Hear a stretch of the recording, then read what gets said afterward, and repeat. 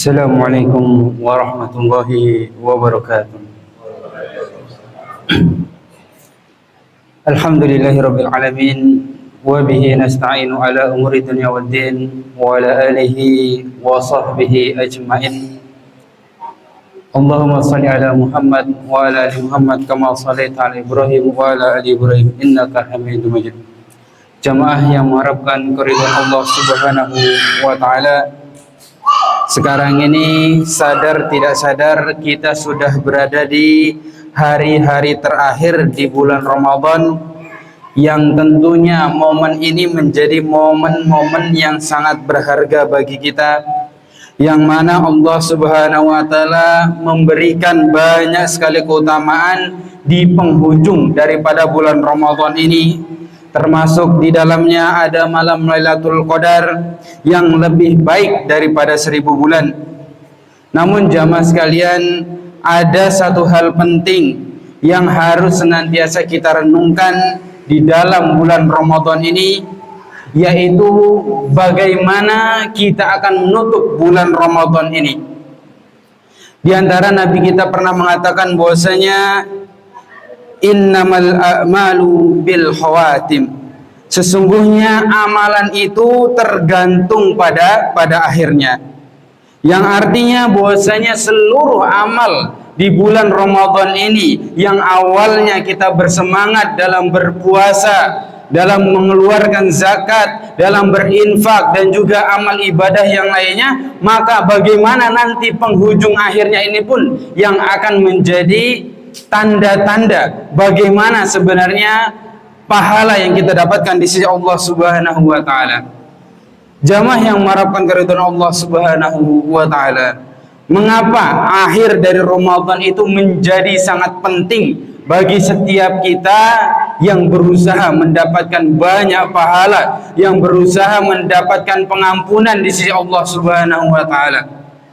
Makanya hari raya Idul Fitri itu dikatakan kita kembali fitrah. Karena apa? Ketika bulan Ramadan ini dari awal sampai akhir kita beribadah, kita mendapatkan pengampunan di sisi Allah Subhanahu wa taala, maka kita akan menjadi sosok yang benar-benar bersih daripada dosa-dosa. Syaratnya adalah selama Ramadan, di awal dan di akhirnya pun kita berusaha beribadah kepada Allah Subhanahu wa taala. Maka itulah kenapa bagaimana akhir daripada Ramadan ini menjadi sangat penting bagi kita. Di antaranya yang pertama adalah ada momentum, yaitu untuk menghapuskan dosa-dosa. Yang kita semua pasti tahu, namanya manusia, yang namanya diri kita ini pasti sering bermaksiat di sisi Allah Subhanahu wa taala. Yang sengaja dosanya banyak, yang tidak sengaja juga mungkin lebih banyak.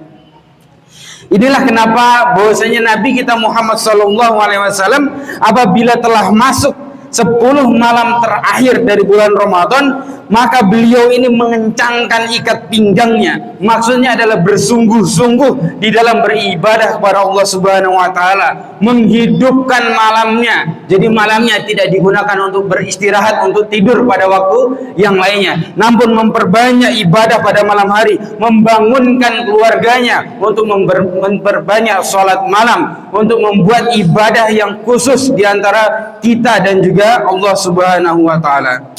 Kemudian yang berikutnya adalah di akhir penghujung ini pun Allah Subhanahu wa taala memberikan kepada kita malam yang lebih baik daripada 1000 bulan, yaitu malam Lailatul Qadar. Allah Subhanahu wa taala pernah berfirman, malam kemuliaan itu lebih baik daripada 1000 bulan. Yang mana kalau kita beribadah pada malam hari itu, maka sejatinya kita seperti beribadah daripada 1000 bulan.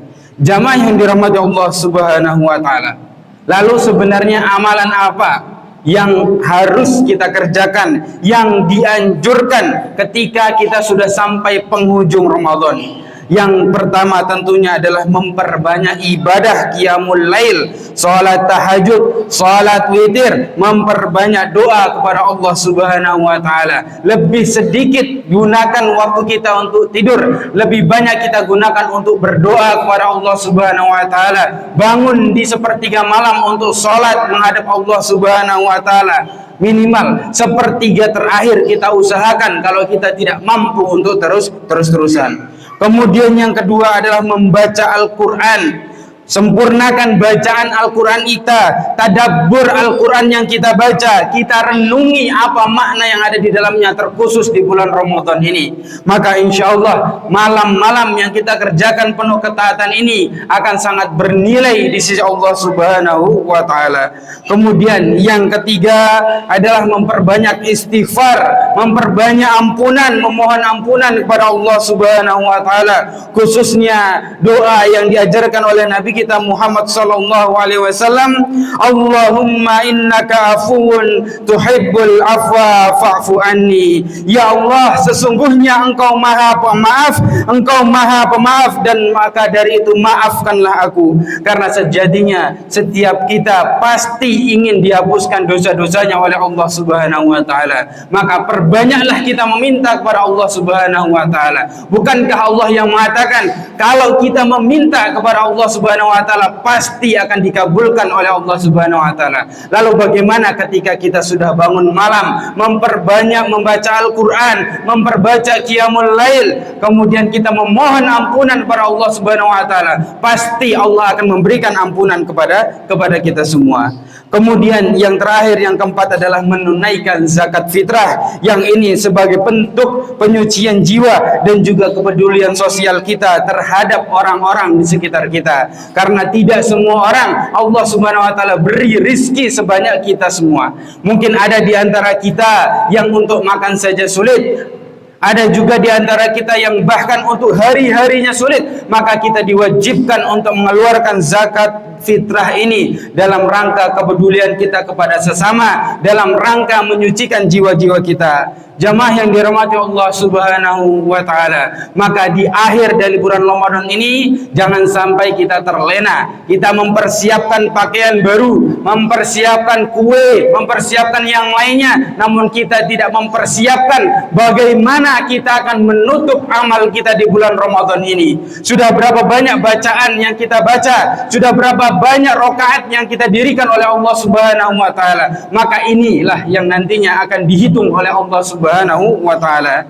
Jamaah yang mengharapkan keridhaan Allah Subhanahu wa ta'ala, namun semua ini tidak lain dan tidak bukan karena karunia Allah Subhanahu wa ta'ala. Tidak semua orang mampu untuk bangun di malam hari beribadah kepada Allah Subhanahu wa ta'ala. Maka kita minta kepada Allah Subhanahu wa ta'ala agar dimudahkan dalam langkah kita dalam melakukan amal ibadah, dibangunkan kita di sepertiga malam untuk beribadah kepada Allah Subhanahu wa ta'ala. Bagaimana kita ingin beribadah namun tidak pernah meminta kepada Allah agar dimudahkan? Apakah kita terlalu percaya diri dengan kemampuan kita? Ingat jemaah, bukan karena kita yang pandai dalam mencari rizki, namun karena Allah yang mudahkan semua perkara rizki kita. Bukan karena kita yang pintar, namun Allah Subhanahu wa ta'ala yang mempermudah semua perkara yang kita lalui. Maka jangan pernah lupa dalam hal beribadah pun minta kepada Allah Subhanahu wa ta'ala agar dimudahkan, agar kita bisa memperoleh surganya Allah Subhanahu wa ta'ala. Aqulu qouli hadza, tsumma assalamu alaikum warahmatullahi wabarakatuh.